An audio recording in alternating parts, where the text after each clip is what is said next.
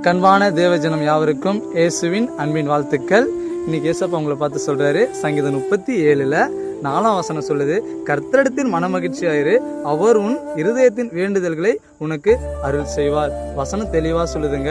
நீங்க இருதயத்துல நினைக்கிறீங்களா, இருதயத்துல ஏங்கி கொண்டிருக்கிறீங்களா ஒரு காரியம், இது எப்போ எனக்கு நடக்க போகுது, இது எப்போ எனக்கு கிடைக்க போகுது அப்படின்னு சொல்லிட்டு ஏங்கி கொண்டிருக்கிறீங்களா, அந்த காரியத்தை தான் கர்த்தர் சொல்றாரு.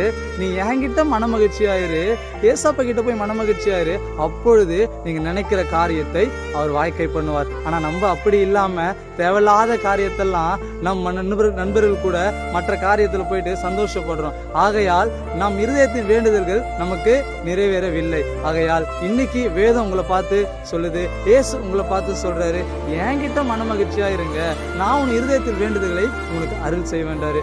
ஆகையால் இயேசுவிடம் மனமகிழ்ச்சியா இருங்க, உங்கள் இருதயத்தின் வேண்டுதல்களை அவர் அருள் செய்வார். God bless you. Thank you.